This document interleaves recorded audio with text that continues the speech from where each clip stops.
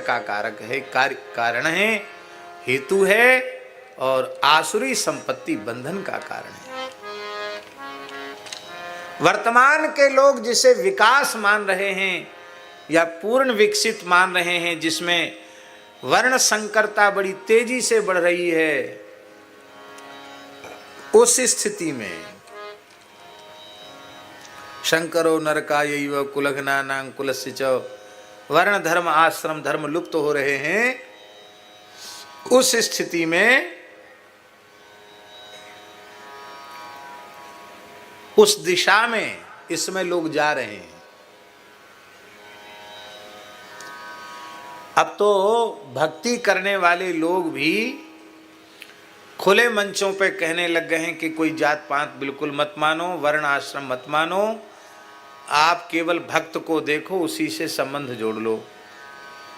पर मेरी विनम्र प्रार्थना है, वैष्णवता भी देखो, हरि भक्ति भी देखो, और नित्य सिद्ध अनादि अपौरुषे भगवान वेद ने जो वर्ण व्यवस्था निर्धारित की है उसका भी आदर करो। बड़ी तेजी से अंतरजातीय विवाह हो रहे हैं और इसी को विकास माना जा रहा है। जो हिंदुत्व की रक्षा की बात करते हैं उनकी विचारधारा भी यही है कि सब एक हो जाना चाहिए।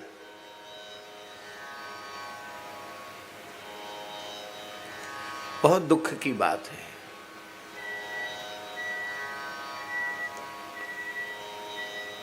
क्या कर्तव्य है, क्या अकर्तव्य है, इस संबंध में कोई व्यक्ति विशेष या समुदाय विशेष प्रमाण नहीं हो सकता। इस संबंध में नित्य सिद्ध अनाद्य पुरुषे वेद और वेदानुकूल भगवान व्यास की वाणी ही प्रमाण है और कोई दूसरा प्रमाण नहीं है। लेकिन उसका तिरस्कार कर रहे हैं।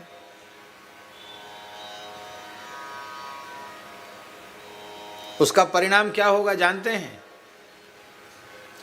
यह शास्त्र विधि मुत्सृज्य वर्तते काम कारतः न स सिद्धिमवाप्नोति न सुखम न परांगतिम।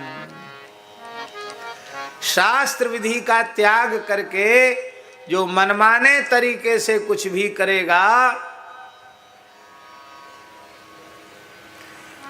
उसको सिद्धि तो होनी ही नहीं, सुख भी नहीं होना, उसकी सद्गति भी नहीं होनी।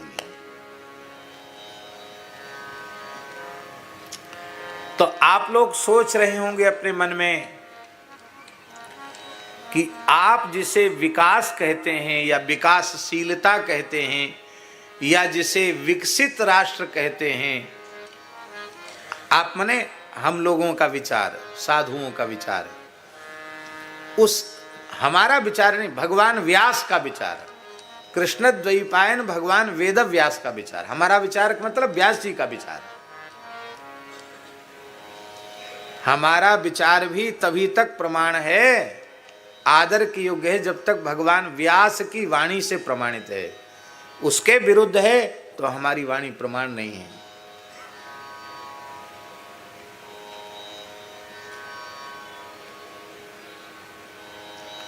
शास्त्र विरुद्ध अनुभूति भी प्रमाण नहीं है, शास्त्रानुकूल अनुभूति होनी चाहिए।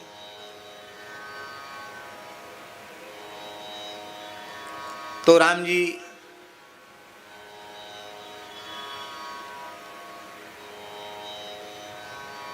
जिसको हम लोग विकास कहते हैं या विकसित कहते हैं, और उसी विकसित राष्ट्र की व्यवस्था, राज्य की व्यवस्था का नाम है श्री राम राज्य।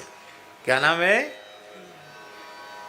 जिसमें सभी वर्ण अपने आश्रम, अपने वर्ण धर्म में प्रतिष्ठित हैं, सभी आश्रम अपने आश्रम धर्म में प्रतिष्ठित हैं।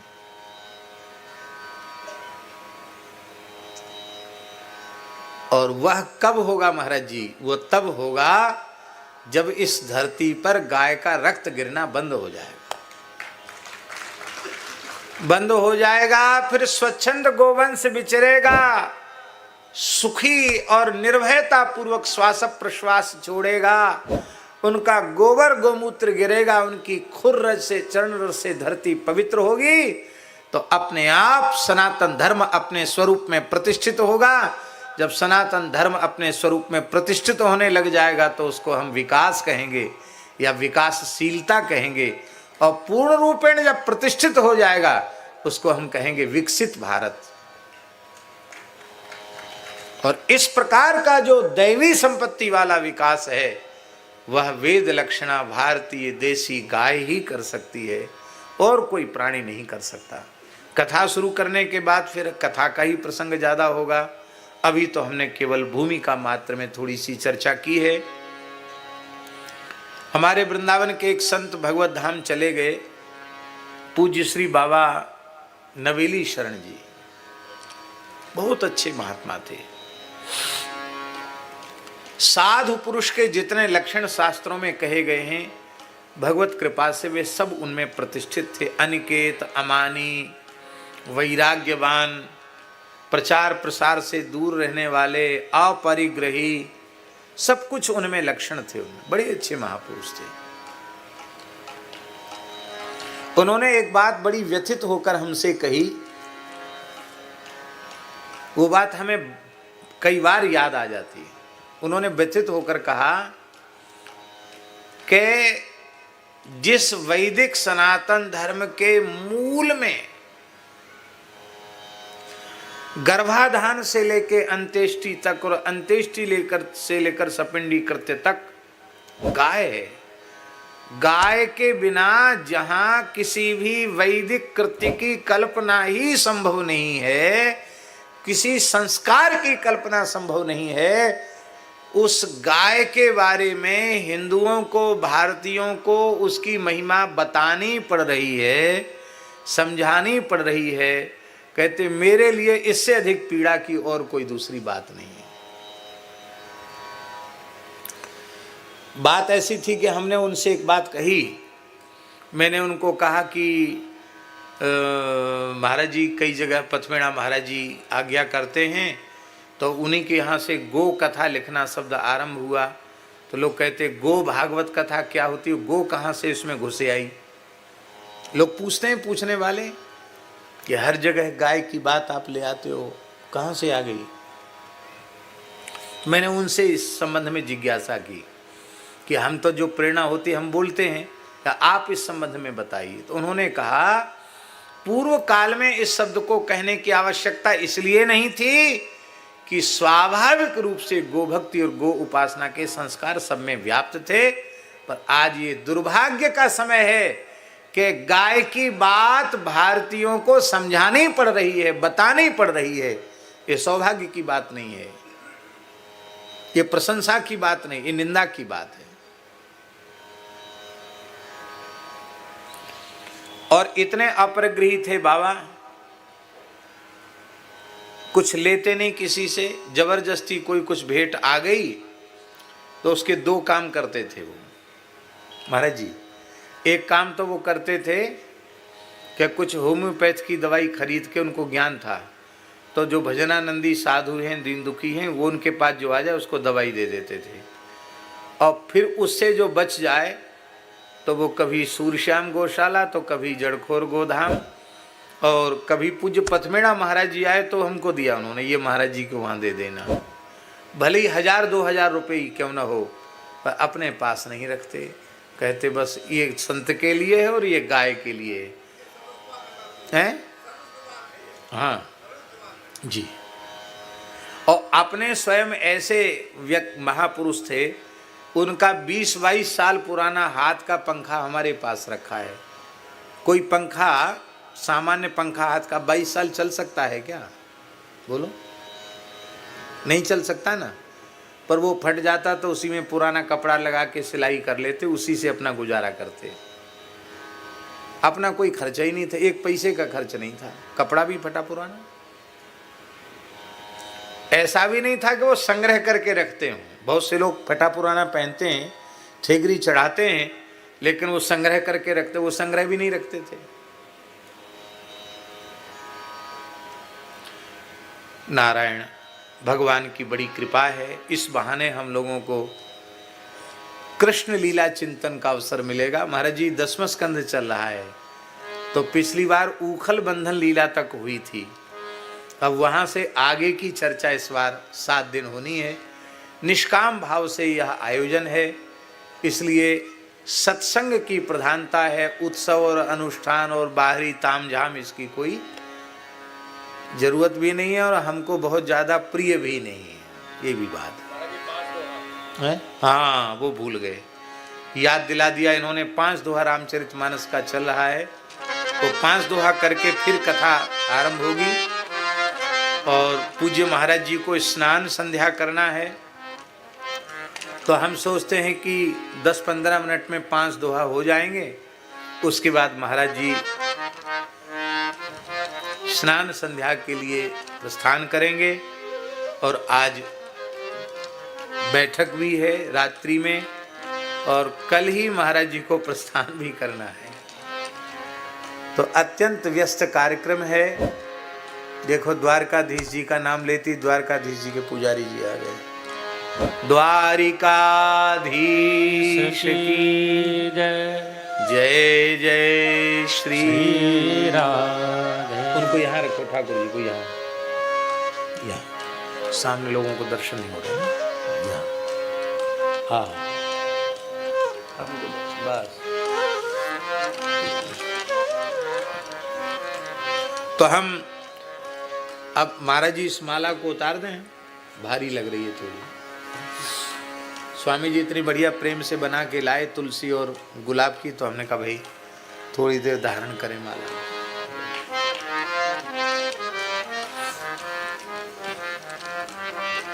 लो, दिनेश जी को पहना दो।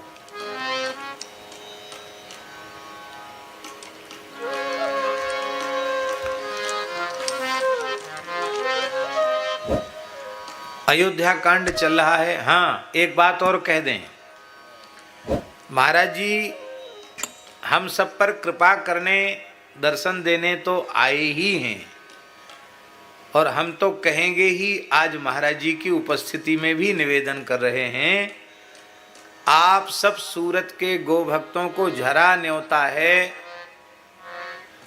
अगले चातुर्मास में श्री मनोरमा गोलोक महातीर्थ श्री नंदगांव पथमेड़ा गोधाम में आप सबका सादर निमंत्रण है।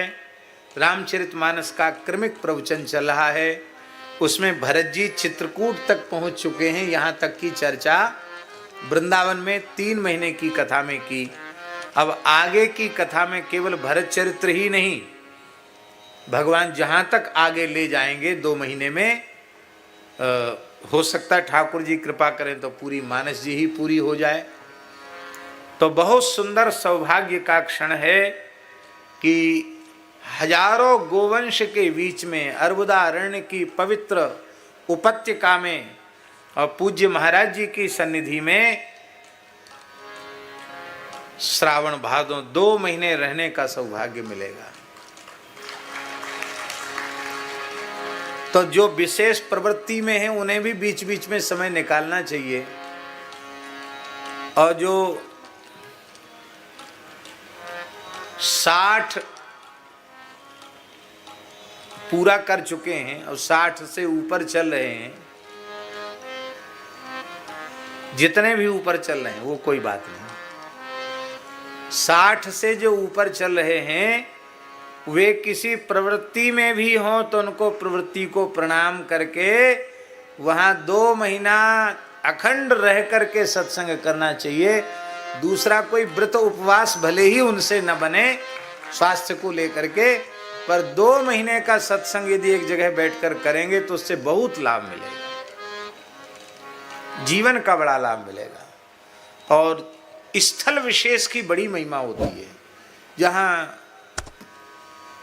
इतनी बड़ी संख्या में गोवंश है, इतनी पवित्र सात्विक स्थली है, और उस समय जब वहाँ भगवत प्रेरणा से जो कुछ कहा सुना जाएगा वह वक्ता और श्रोता सबका कल्याण करने वाला होगा। तो हमारी प्रार्थना है कि आप सब लोग अधिक से अधिक संख्या में पधारें। सबको न्योता है, हाँ, इतना जरूर है कि व्यवस्थापकों को सुविधा हो, इस दृष्टि से आप अपने आने की सूचना यदि कुछ समय पहले पहुंचा देंगे तो जो व्यवस्था संबंधी सेवा करने वाले उनको थोड़ी सुविधा हो जाती है। अब बाकी तो हम लोग सब गुजारा कर लेंगे, अपने अपने हैं तो कथा के बाद तो पंडाल खाली रहता कि नहीं रहता है, इसलिए सब गुजारा कर लेंगे। कोई अपने घर में कोई ऐसी बात होती क्या? गौ माता का घर सबका अपना घर है। माँ का घर अपना घर होता कि नहीं? तो अपने घर में कोई बहुत, अपने घर में कोई विशिष्ट अतिथि और अतिथि बन के नहीं जाता, अपना घर तो अपना घर होता है। तो गौशाला हम सबका अपना घर है, निजी घर है, इसलिए अपने घर में अपने घर के जैसे सब लोग रह लेंगे। बाकी पहले से सूचना करेंगे तो जो सुविधाएं जुटाने वाले लोग हैं उनको थोड़ी सुविधा हो जाएगी। अब हम मानसी का 5 दोहा पाठ करते हैं, इसके बाद कथा आरंभ होगी। कहाँ तक हो गया भैया बताओ? 305 हैं? 305 तक हो गया।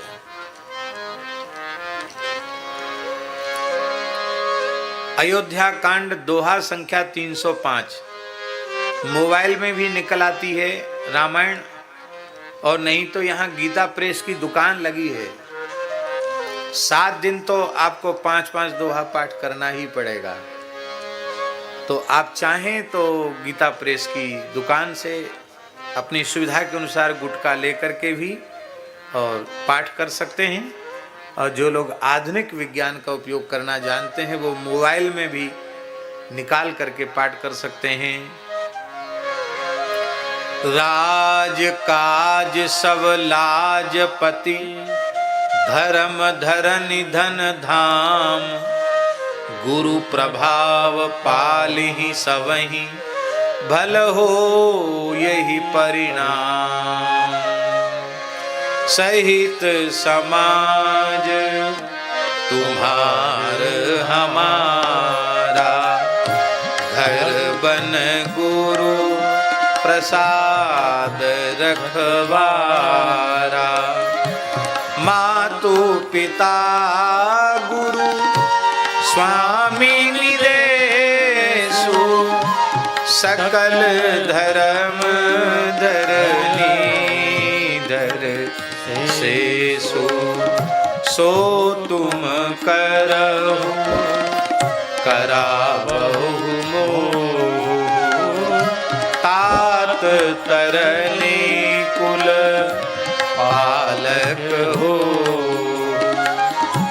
साधक एक सकल सिद्धि देनी, कीर्ति सुगति भूति में बेनी। सो विचारे सहे संकट भारी, करहु प्रजा परिवार सुखारी। बाटी विपत्ति सबहि मोहि भाई, तुम ही अवधि भरी बड़ी कठिनाई। जानी तुम ही मृदु कहूँ कठोरा, कुसुमय तात ना अनुचित मोरा। हो ही कुठाए सुबंधु सहाय, ओढ़ियई हाथ असनिहु के घाए। सेवक कर पद नयन से, मुख सो साहिब होय। तुलसी प्रीति की रीति सुनी, सुख विसराहि सो। सभा सकल सुनी रघुवर बानी, प्रेम पयोधि अमीय जनु सानी।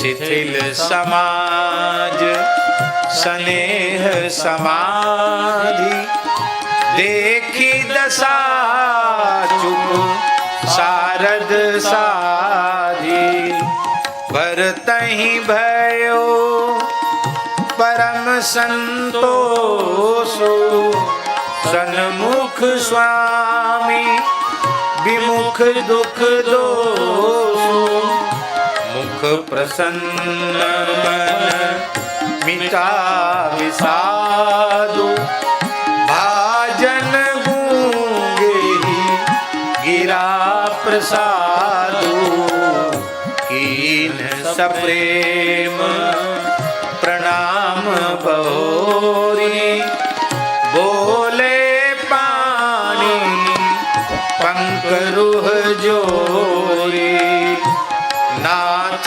भयउ सुख साथ गए को लहेऊ लाहू जग जन्म भये को अब कृपाल जस आयस होई करो शीस धरी सादर सोई सो अवलंब देव मोहि देई अवधि पारो पावो जेहि से देव देव अभिषेक हित गुरु अनुशासन पाई आन्यो सब तीरथ सलिल तेहि कह कारजा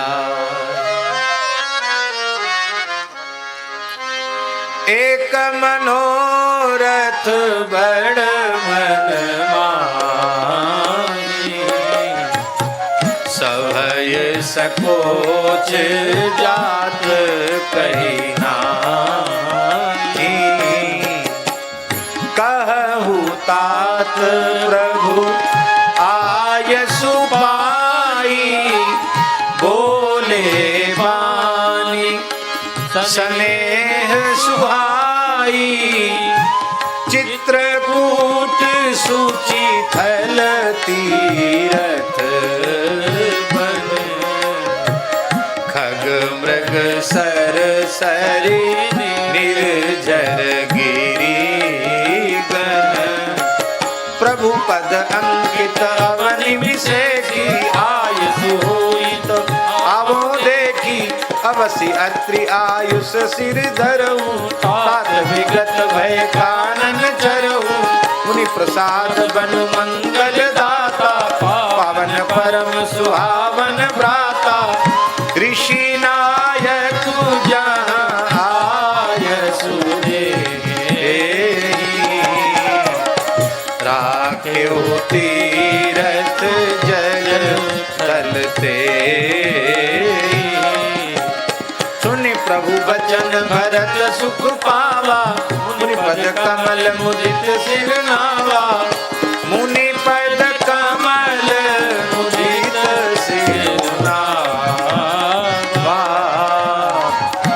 मुनि पद कमल मुदित सिर नावा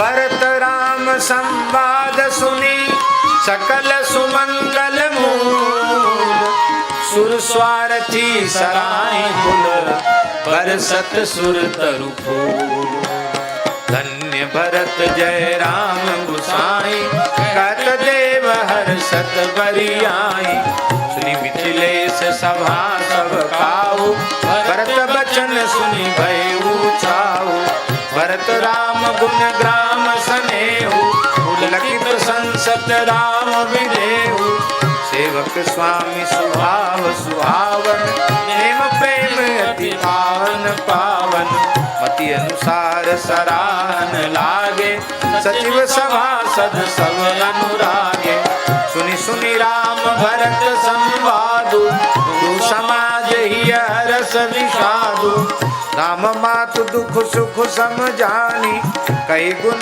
राम प्रबोधि रानी। एक कहीं रघुवीर बड़ाई, एक सराहत भरत भलाई, एक सराहत भरत भलाई। अत्रि कहेउ तब भरत सन शैल समीप सुकूप, राखिय तीरथ तोय तह पावन अमिय अनु। राम भरत अत्रि अनुशासन पाई रामा, रामा जल भाजन सब दिए चलाई रामा।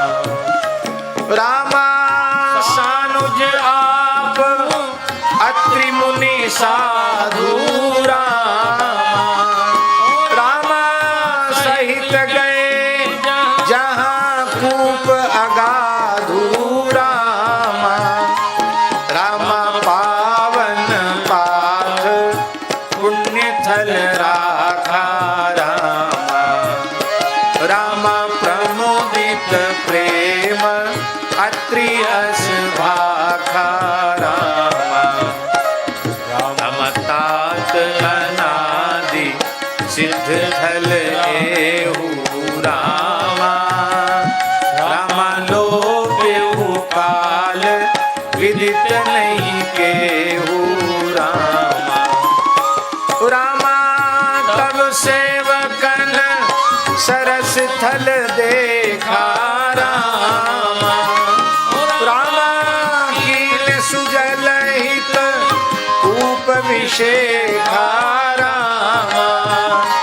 रामा विधि बस भयो विश्व उपकारु रामा, रामा सुगम अगम अति धर्म विचारु रामा। रामा भरत कूप अब कही है लोगा रामा, रामा अति पावन तीरथ जल जोगा रामा।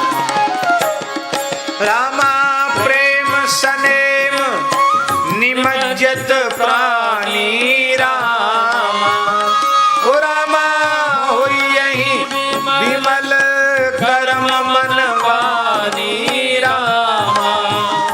रामा होई यही विमल करम मनवानी रामा, ओ रामा हुई यही विमल करम मनवानी रामा।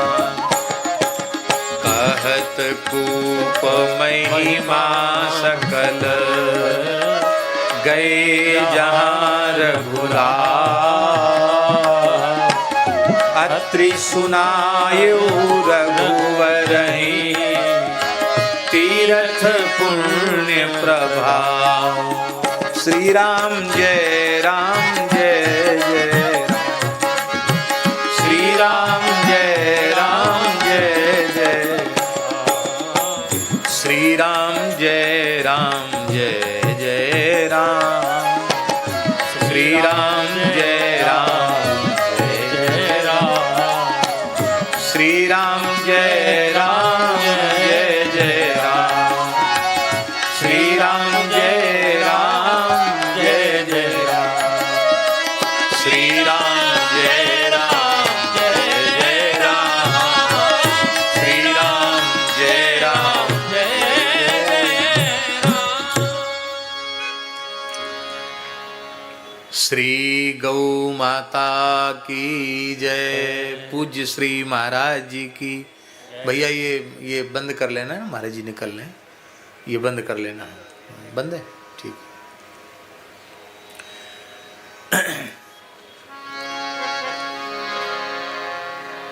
उखल बंधन लीला तक हुई थी और भगवान यमलार्जुन का उद्धार हो गया, वहां से आगे की चर्चा होनी है। इसकी थोड़ी सी भूमिका कहने के बाद फिर हम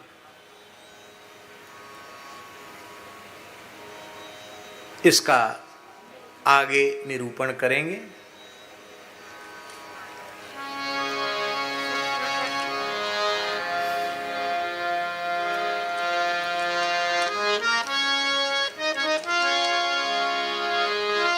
बहुत प्यारी बात है, बहुत प्यारी बात है।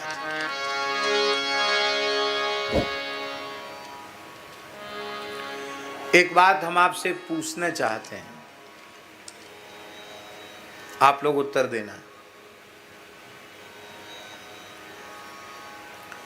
आप भगवान को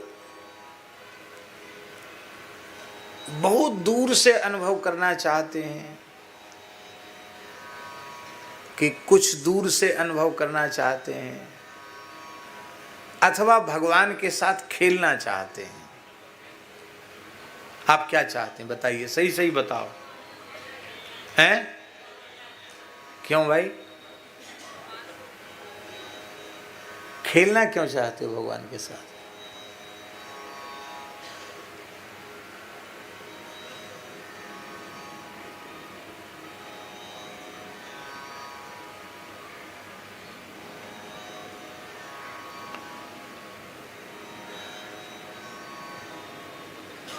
वदन्ति तत्तत्त्वविदस्तत्त्वं यज्ज्ञानमद्वयम्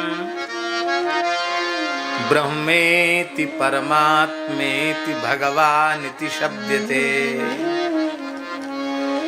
तत्वज्ञानी पुरुष विदन्ति तत्तत्त्वविदः, तत्व के ज्ञाता लोग जानते हैं उसी परम तत्व को, अद्वैत तत्व को। वदन्ति तत्तत्त्वविदस्तत्त्वं यज्ज्ञानम अद्वयम, उसी को तत्वज्ञ अद्वय ज्ञान कहते हैं।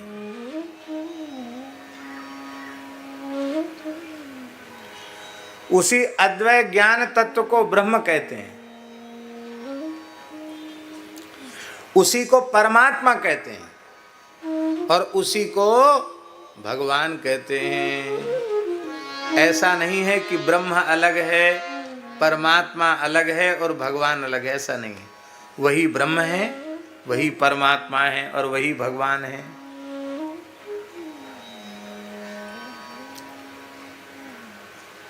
पर योग मार्ग के, ज्ञान मार्ग के साधक वो केवल प्रकाश का अनुभव करते हैं, ब्रह्म ज्योति का अनुभव करते हैं। योग तप आदि कठोर साधन करने वाले साधक वे उस प्रकाश के भीतर प्रकाशी ईश्वर का, परमात्मा का, परब्रह्म का सगुण रूप का अनुभव करते हैं। वो परमात्मा है, पर भक्त उसी तत्व को अपने अत्यंत निकट अनुभव करके कहते ये मेरे भगवान है। देवर्षि नारद जी धर्मराज युधिष्ठिर की ओर से राजसूय यज्ञ का निमंत्रण देने द्वारिका पधारे नारद जी। तो नारद जी आकाश मार्ग से आ रहे थे, तो जब द्वारिका के आकाश पर नारद जी आए तो द्वारिकावासी उठ के खड़े हो गए, बोले अरे आज लगता है सूर्य भगवान द्वारिकाधीश का दर्शन करने आए, क्योंकि आकृति नहीं दिखाई पड़ रही, दूर से केवल प्रकाश ही प्रकाश दिख रहा था। तो उनको लगा कि सूर्य भगवान ही द्वारिकाधीश प्रभु का दर्शन करने आ रहे हैं। पर जब वह प्रकाश पुंज और नीचे आया तब भी कहने लगे नहीं नहीं, ये सूर्य नहीं है, ये तो सूर्य के समान तेजस्वी कोई तपोधन महात्मा है, कोई ऋषि है। अभी ये पता नहीं चला कि कौन है, कोई महात्मा है, कोई ऋषि है जो सूर्य के समान तेजस्वी है। और चर्चा कर ही रहे थे, तब तक नारद जी क्षण भर में आ पहुंचे। अरे ये तो हमारे नारद जी हैं। इसी को साहित्यकारों ने कहा, शिशुपाल वध नामक महाकाव्य में कहा, क्रमादमम नारद इत्यबोधिसः, महाकवि माघ ने। अब देखो नारद जी एक हैं, पर दूर से केवल प्रकाश दिख रहे हैं, और निकट आ गए तो प्रकाश के भीतर आकृति दिखाई पड़ रही है, और जब बिल्कुल निकट आ गए, अरे ये तो हमारे नारद जी हैं। ऐसे ही भगवान के बहुत निकट होना ही भक्ति है। यही बात ये विशेष रूप में ऊखल बंधन लीला के प्रसंग में सुखदेव जी कह रहे हैं, नायम सुखापो भगवान देहि नामुत मानद,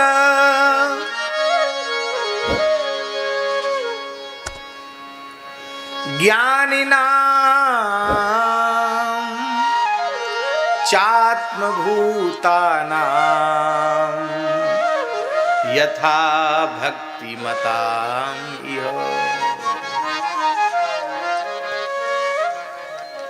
इस श्लोक का श्रवण करने के बाद भी कोई आग्रह करे कि श्रीमद् भागवत का तात्पर्य अद्वय ज्ञान में है, तो हमको तो लगता है कि उसने इस श्लोक पर ध्यान ही नहीं दिया।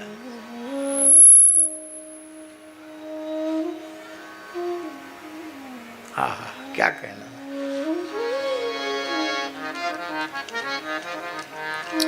इस श्लोक को सुनकर भगवान में प्रेम नहीं हुआ तो मनुष्य कहलाने का अधिकार नहीं।